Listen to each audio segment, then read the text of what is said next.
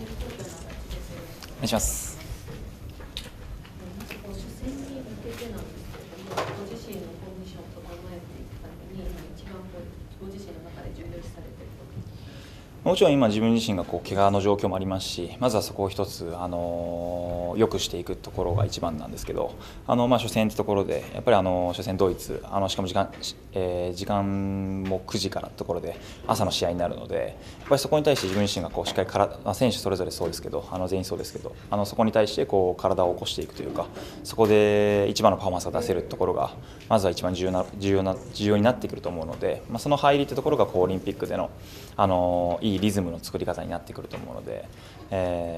そのやっぱり朝9時ってところから朝の試合でしっかりパフォーマンス出すためにそれぞれの選手が今すごい朝の過ごし方というか朝にパフォーマンスを持ってくるってところを意識しながら生活しているんじゃないかなと思いますね。高橋選手は具体的にどのように変えたりしているんですか？そうですね、やっぱり少し早起きをしたり、やっぱり徐々にその朝に体を起こすっていうところを慣らしてはいかないといけないので、やっぱり朝自分自身が戦っているイメージであったり、少し朝起きるのを早くしたりというところで、初戦戦うイメージをしてますね。改めてチームの中でご自身の役割をどのように感じていらっしゃいますか？自分自身はやっぱり一番はディフェンスの部分だと思っているので、もちろん監督からもそこに対しては軸というか期待されている部分であると思うので、自分自身とやっぱ山本選手のリベロ2人で、しっかりとレシーブの軸を作っていくところがまずは自分に置かれている責任なのかなと思っているので、ディフェンスのところでチームのリズムを作っていくところが自分自身の役割かなと思いますね。パリではどんな姿に注目してほしい？東京オリンピック終わってからやっぱり3年間イタリアってところでやっぱり自分自身がレベルアップするっていうことを考えてやってきてはいるので、やっぱりその集大成がこのオリンピックなので、ここでやっぱり3年間やってきたことを全て出し切ることが必要だと思いますし、成長した姿を見せれるといいなと思ってます。高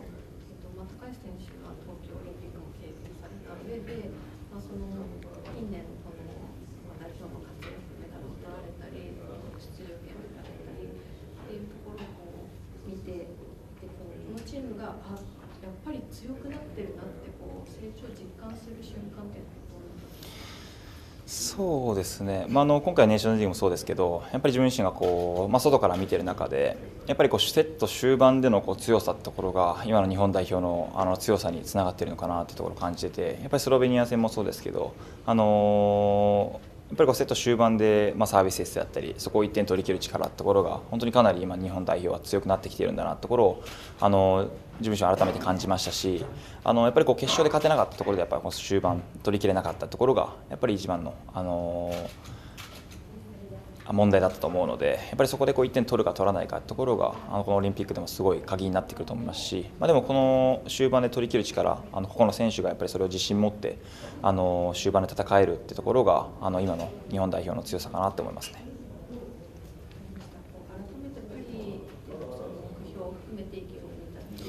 そうですね、やっぱりパリではもちろん一番いいメダルを獲得することを目標にしてますし、でもその中でもやっぱりまずは予選から最初も朝の試合になるので、やっぱりそこから一番のパフォーマンスを出せるところがオリンピックのメダル獲得、一番いいメダルを獲得することの目標につながっていくと思うので、まずはしっかり予選を勝ち切って、そこから本当に一戦一戦全力で戦いたいなと思います。一番いいメダルというのは何でしょう？金メダルですね。代表以上になります。すみません、今、足の状況いかがですか？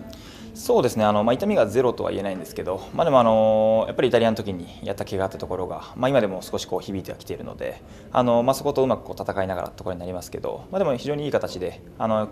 練習もしているので、うまくケアもしながら、ケアをしながらやっていこうかなと思ってます。ネーションズリーグの決勝戦は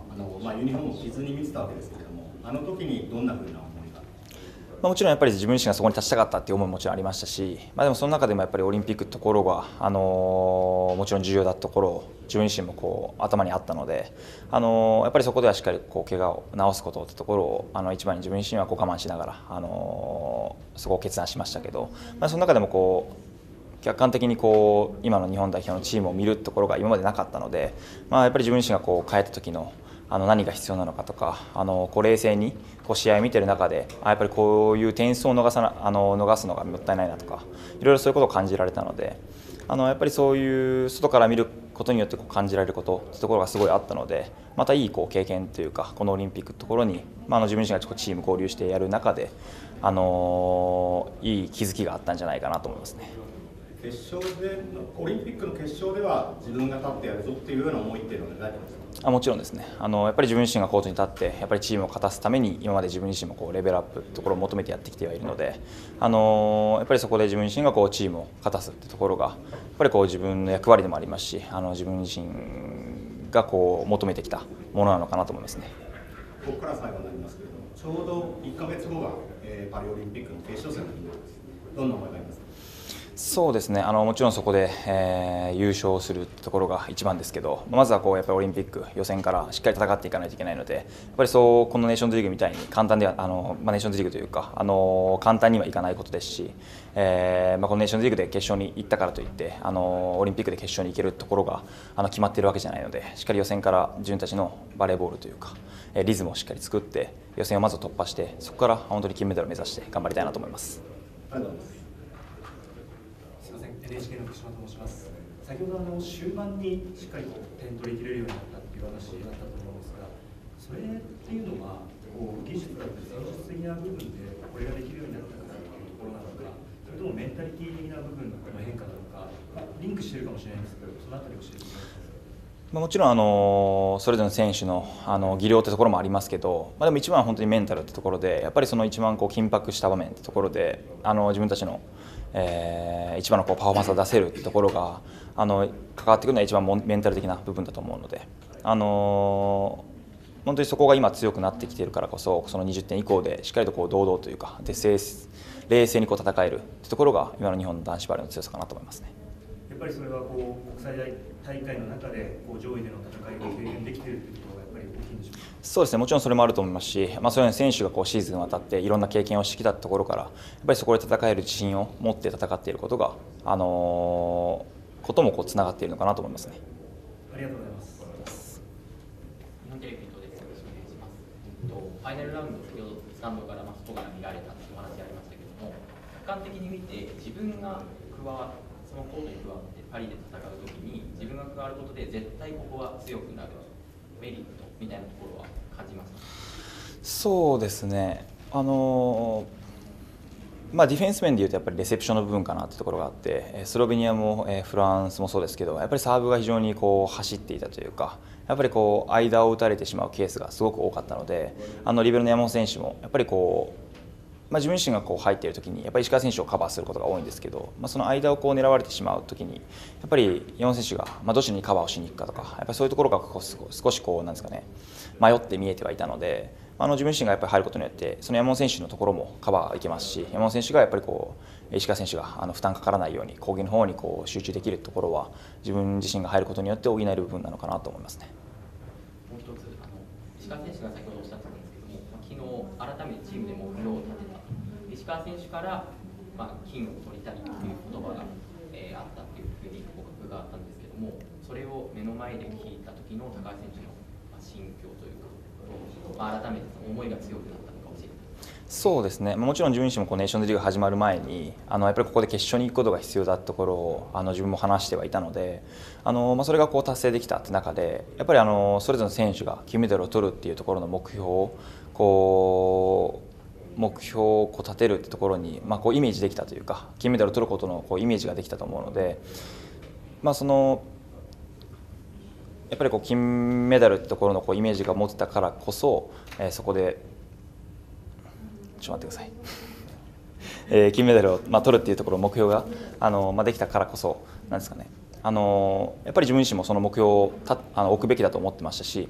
でもやっぱりこうメダル、その中にやっぱりこうメダルをまずは獲得するっていう目標もそれぞれの選手が持っていることだと思うので、最終的な目標は本当に金メダルってところが今の選手今のチーム取れる力を持っていると思いますし、その中でもまず予選からっていうところでしっかりとそれぞれの選手がステップをしっかり踏んでいくっていうところをしっかり頭に置いてその目標を立てているのかなと思いますね。ありがとうございます。テレビ朝日の住田です。よろしくお願いします。以前にどこかのインタビューで日本のアスリートといったら大谷翔平選手、でもご自身はバレーボールの高橋藍選手と言われるようになりたいっておっしゃってたと思うんですけど、パリオリンピックでそのためにどんな活躍したいですか？やっぱり一番そこで結果を出すことが重要かなと思いますし、やっぱり今回本当に今の日本男子バレーがやっぱメダルを獲得できる力を持っていると思うので、本当に今回そこでメダルを獲得することがやっぱりまたバレーボールの盛り上がりというところにもつながっていくと思いますし、今本当に期待されている中でそこで結果を出すところが、期待に応えていくところがそういったことにもつながっていくのかなと思いますね。以前取材させていただいたときに、今レセプション面の話できてたと思うんですけど、ブロックも課題に挙げられてたと思うんですね。そのあたりについては今どんな状態ですか？そうですね、まだまだこのブロックについては求めていかないといけないんですけど、この東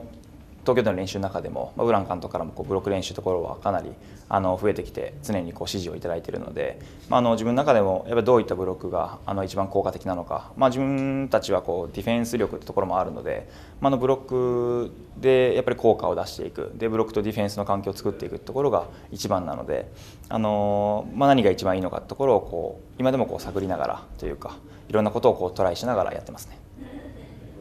ちょっとライトな質問なんですが、壮行会でSNS のフォロワーについておっしゃってたと思うんですけど、その後フォロワーは変化はどうですか？いや、あれからはまだ1万人ぐらいいいかなと思うんです。1万人ぐらい増えたのかなと思うんですけどあれはなかなかなんですかね、なんか本気でというか、もちろん一番はパリでメダルを取ることなので、その優勝金メダルを取ってくるところが一番の目標ですけど、なんていうんですかね、あれは少しボケというかなんですかね、エンタメ性を挟んでああいうことを言いましたけど、でもやっぱりバレーボールをいろんな人に伝えていける、伝わっていくところはこれからのバレーボールにもつながってきますし、やっぱりバレーボールの面白さを伝えていけるのは今の日本代表の選手それぞれできることだと思っているので、そういったところも今回のやっぱりパリオリンピックでいろんな人に伝わっていくのかなと思いますね。そのためにどんな発信をしていきたいですか？発信ですかそうですね、オリンピックでどれだけそれを更新できるのかわからないですけど、なかなか皆さんがわからないというか知らないことであったりとか、やっぱりオリンピックならではの良さを伝えていけたらいいのかなと思いますね。楽しみにしてます。ありがとうございます。いかがですか？はい、大丈夫ですか？すみません、そしたら一問いいですか？すみません、ベイエフの柴田と申します。下からすみません。試合前とかによく聴く曲とか、何かちょっと鼓舞するためにオリンピックで聴きたい曲とかあったら教えていただきたい。聴きたい曲、そうですね。前もこの壮行会で言わせてもらったんですけど、今西野カナさんとかを聴いたりとか、去年の OQT でミセスグリーンアップさんの曲を聴いたりというところで、そうやってなんですかね、ミセスさんとかすごいハイテンポで盛り上がる曲ではあるので、そういった、基本的には今流行っている曲であったりとか、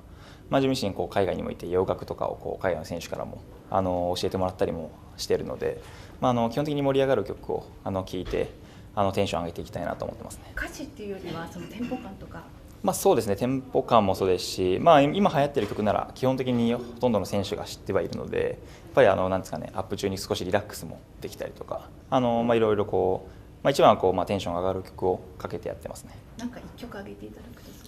一曲最近そうですね。最近みんなが聴いているのはミセスさんのライラックとかいっぱい曲を聴いてますね。ありがとうございます。じゃあこれで終了します。よっしゃ。